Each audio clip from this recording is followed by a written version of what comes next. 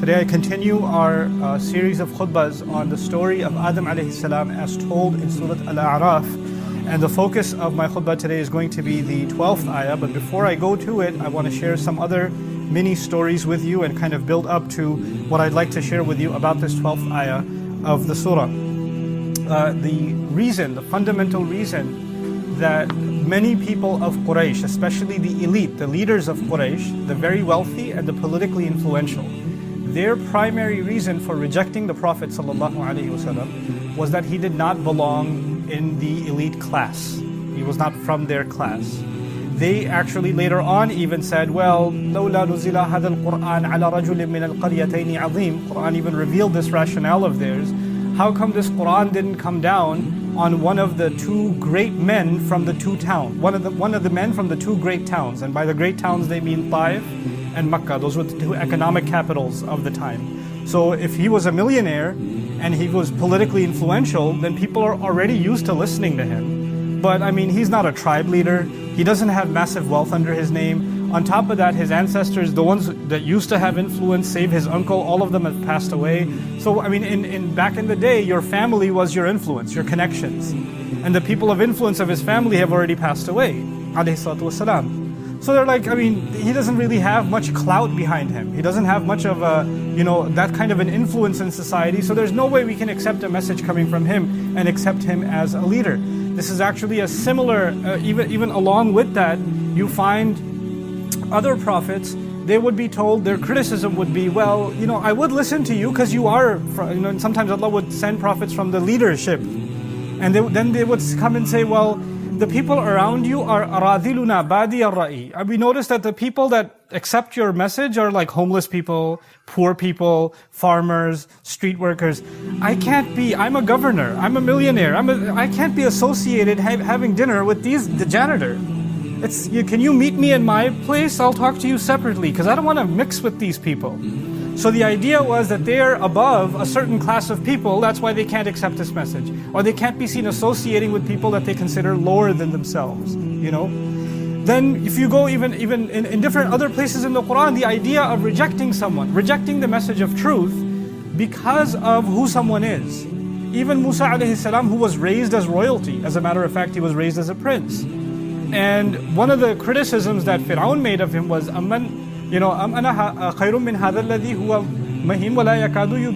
want me to, I'm not better than this one? This humiliated one? He can't even talk properly. In other words, forget his race or his economic class, the fact that Musa alayhi salam had a stutter, and he used to stumble on words sometimes, he's picking on that and saying, how can I not be considered better than him? People have rejected and people have diminished advice, counsel from those who try to tell them the truth just based on thinking they're better than them. I'm not going to listen to you because I'm better than you. And let's take that even a step further. The first major crime in humanity after Adam alayhi salam came down, that's also mentioned in Surah Al-A'raf, the same surah that we're studying or we're going through the story of Adam alayhi salam from. The first major crime is the crime of murder. And that happened between two brothers. They were family, Habil and Qabil. That story is mentioned in the same surah. And if you think about why that murder happened, this one brother killing his own brother, not over money, not over a house, not over nothing else, but they both presented a sacrifice. It's actually quite a strange story the way the Quran tells it. They both presented a sacrifice. فَتُقُبِّلَ مِنْ أَحَدِهِمَا وَلَمْ يُتَقَبَّلْ مِنَ الْآخَرِ. One of their sacrifices Allah accepted. And in the ancient times, Allah tells us, and this is also found in biblical literature, and the Jews also confirm this, it's mentioned other places in the Quran, when we slaughter an animal at Eid, like recently, we don't know if Allah accepted it or not. We don't know that. But back in the ancient days, what Allah used to do was He used to send a fire from the sky, and it would consume the sacrifice that was accepted. So it would actually, and this is something that the Jews actually complained with the Prophet ﷺ and said, if he's really a prophet, how come no fire comes? And بِقُرْبَانٍ تَأْكُلُهُ النَّارِ, how come he doesn't bring a sacrifice that the fire will come and eat? And this started from the time of Adam alayhi salam. So when one of them sacrificed and the fire consumed it, and the other one sacrificed and it didn't consume it.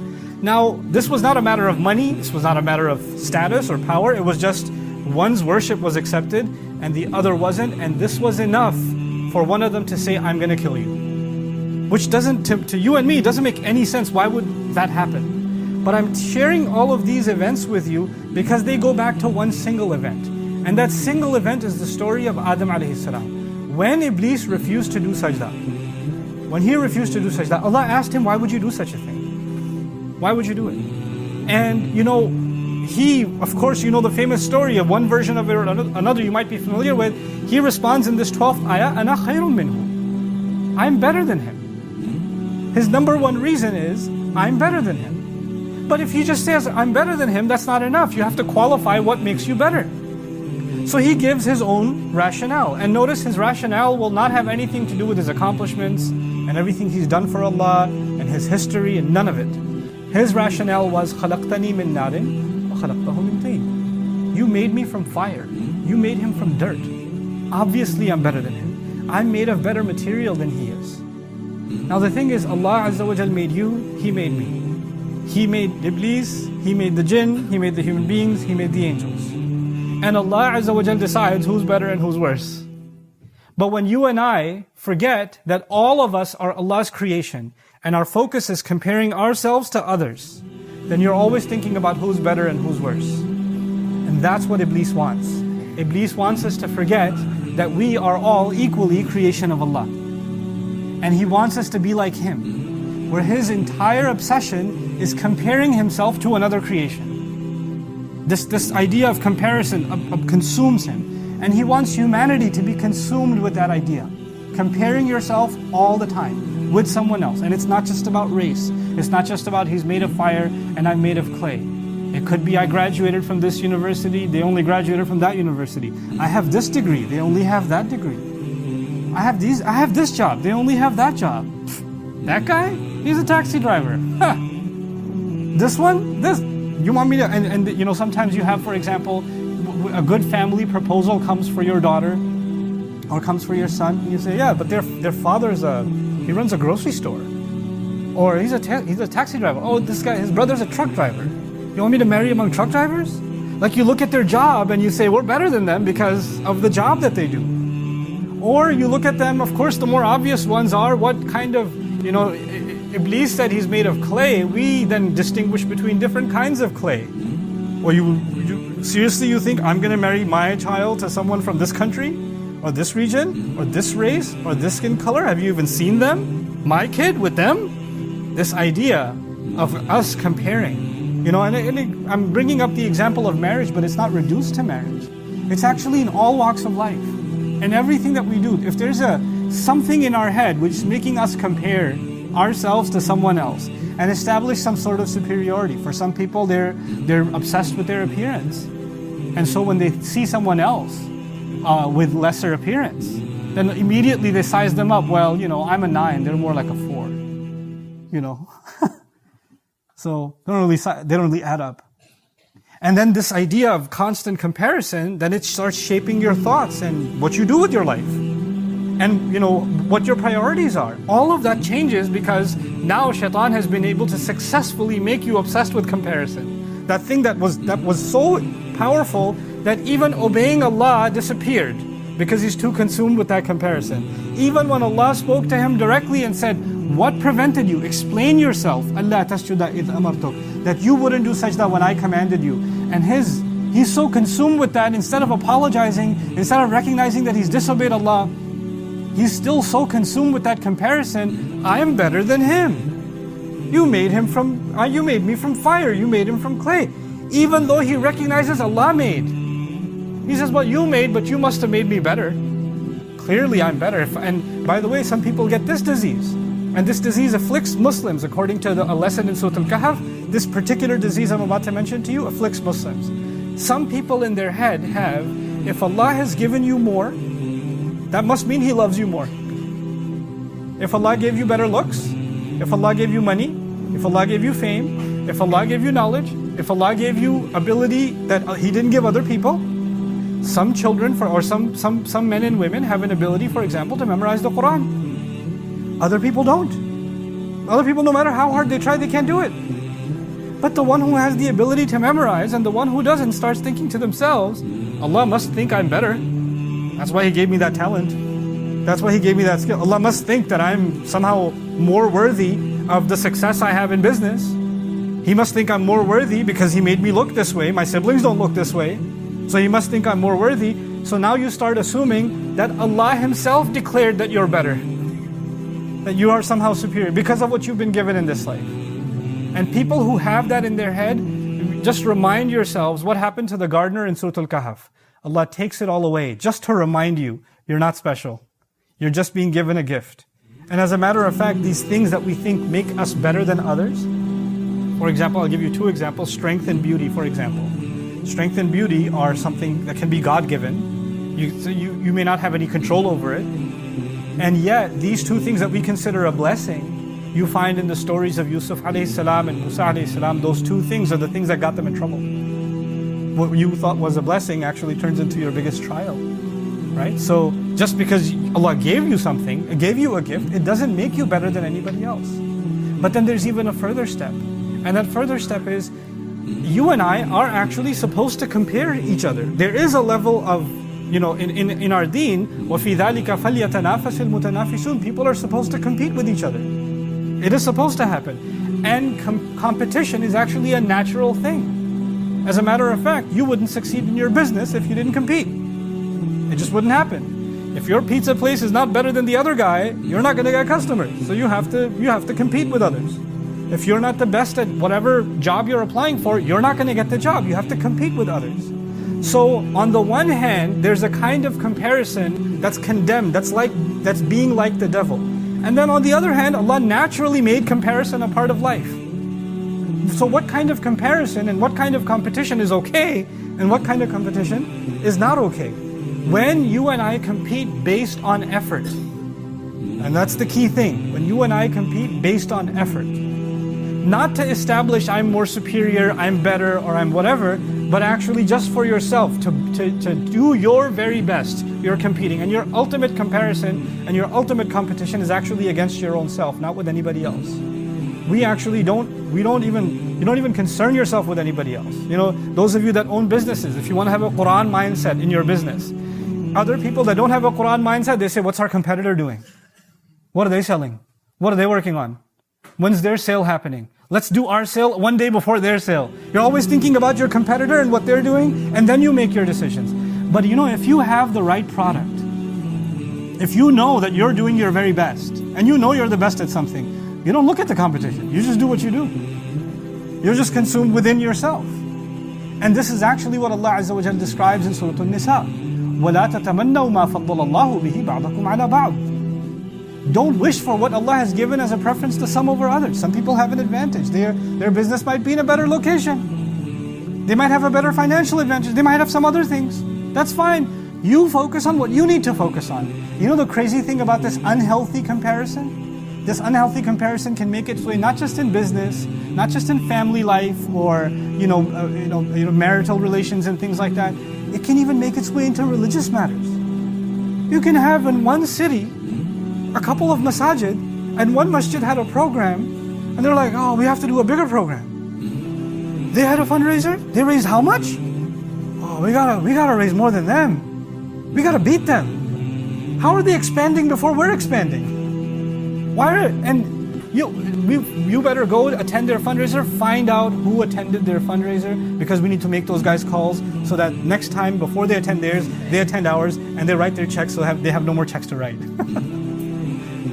This is happening even when you're serving supposedly Allah's deen. When a masjid is being built, when some Islamic work is being done, and you're doing your work and they're doing their work, is that competition? Back in the day, I remember when I was in college, I used to be part of the MSA. And even MSA, Muslim Students Association, you're supposed to do some Islamic activities, do some da'wah event, something. And they're like, hey, what's that college doing? Oh my God, their event was way bigger than ours. We got to crush them next time.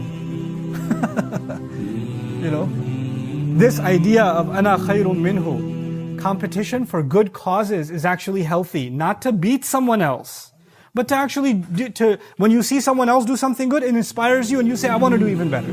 I want to do better than I did before. Not better than them, better than what I did. That's the key.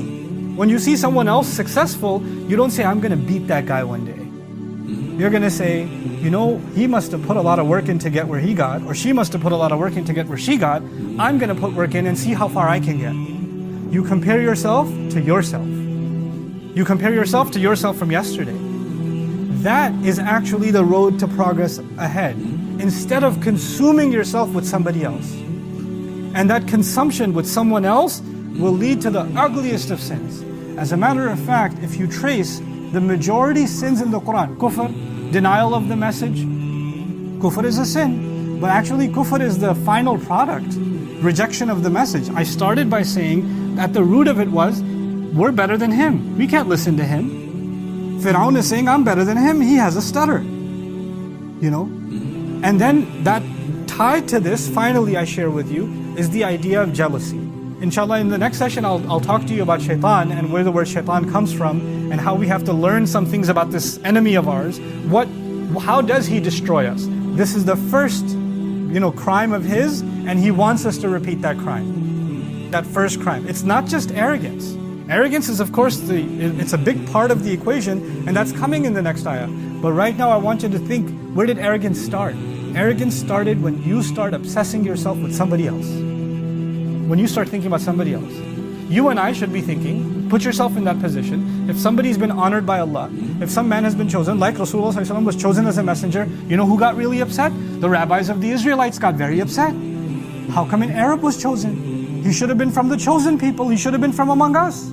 And they were extremely upset, and the Quran called them out on it. It actually, it's something Allah criticized them on. The same way Isa alayhi salam, when he called them out, they had the same problem. So even within religion and outside religion, this idea of comparing yourself or questioning, why did Allah give this one these blessings? Why did Allah make this person's life apparently easier than mine? Why is that one happy? When that goes far enough, then you know what? And this is the final thing I'm sharing with you for the khutbah today. Shaitan, one of its origins, even though the detailed discussion will be later, one of its origins is actually to be consumed in rage. When someone's angry, clearly they're upset, right? You can't be angry and happy at the same time. And when you're angry, you're miserable. Anger is not a feeling or a state of being that you and I enjoy being in. We'd rather not be in a state of anger. But shaitan is someone who's constantly in a state of anger. Why? Because he's constantly upset at the fact that somebody's doing okay. Somebody's succeeding. Somebody's doing well. And the fact that they're doing okay bothers them. Now ask yourself this question. If you've become the kind of person, don't think about anybody else. I think about me, you think about yourself. If you've become the kind of person that someone else, when they succeed, when something good happens in their life, when you see that they've accomplished something and it bothers you, it upsets you, that's a problem. That's a trait of shaitan. You and I are not concerned with what trials Allah will give me in my life or you in your life. You cannot be worried about me. Hey, this one's life is too easy. Why isn't it harder? How come he seems happy? It upsets me that he's happy. If these are the kinds of thoughts that you have about someone, then shaitan has gotten to you. Because now, forget, now the only thing that you think will make you happy is seeing them go down, seeing them destroyed. What's shaitan's only purpose in life? Not to do anything for himself. All of creation, naturally, all of creation Allah made, they seek rizq for themselves, they seek sustenance for themselves, they seek home for themselves, they do something for themselves. Shaitan does nothing for himself. Shaitan only does something to harm someone else. He's even destroying himself. He doesn't care. He's even destroying himself, knowing full well he's headed into a fire. You could stop, but nope. When this takes over you, then it doesn't matter if you're headed towards self-destruction. You are now consumed by rage. This is something that we really have to ask Allah's refuge from, which is why you find in Surah Al-Falaq, وَمِن شَرِّ حَاسِدٍ إِذَا حَسَدٍ. Ibn Qayyim rahimahullah said about that ayah, we ask Allah's protection from those who become jealous. Jealous there doesn't mean, why do you have a nice car? Actually, hasad actually means someone sees you have something good and they wish you didn't have it. Whether I get it or not doesn't matter. I hope he gets into an accident. I hope his car breaks down. Whether I get it or not is not even the issue. When someone has that disease, Ibn Qayyim rahimahullah correctly pointed out, that is a disease of the heart from which there is no cure mentioned in the Quran. The only thing you can ask for is to protect you from the person who has it, from a person who has hasad.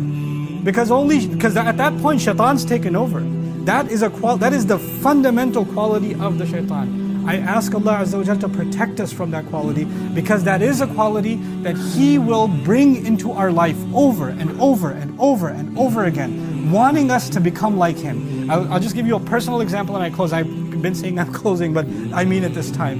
You know, one time, I obviously teach Arabic, and I love teaching Arabic. And there are thousands of institutes that teach the Arabic language, thousands of them. And one time, not some time ago, we were starting an Arabic program, and one of my employees came to me and said, "Ustad, have you seen this other institute? They're starting an Arabic program, and in our city, and they're starting it like a week before our program." I was really concerned, and I just looked at him and said, "Alhamdulillah, that's a good thing. More people to learn Arabic. Why are you worried about that? Are we here to make sure that we beat someone else, or their institute fails or succeed? If they're doing good work, it will stand on its own feet, and they will get students, and may Allah give them more students, and may Allah Azza wa Jal give them success, because any effort that's doing something good, we should make dua for it. And whatever rizq is written in your name, no matter what you think, if you get them shut down, doesn't mean you're going to get more customers. You know, there are people that have competing halal restaurants and do all kinds of haram things. They open up a restaurant, this guy's opened up their restaurant, and they go online and they give the other one bad reviews. There were rats in the food, and there was a snake in my noodles, or what, you know, like. Why? Because I want to get them shut down. Even if you shut them down, Allah will not give you more rizq, because you shut them down. What Allah has written for you is written for you. You know, so stop consuming yourself with the failure of someone else, or with the success of someone else. That is a quality of shaitan. And that's where it gets so bad that even if Allah directly tells you, "Why didn't you do sajda?" you still won't submit yourself. That's how bad it can get. May Allah Azza wa Jal protect ourselves from jealousy and protect those that have that towards ourselves. Barakallahu li wa lakum fil Qur'an al-Hakim wa nafa'ani wa iyyakum bil ayati wa dhikr al-Hakim.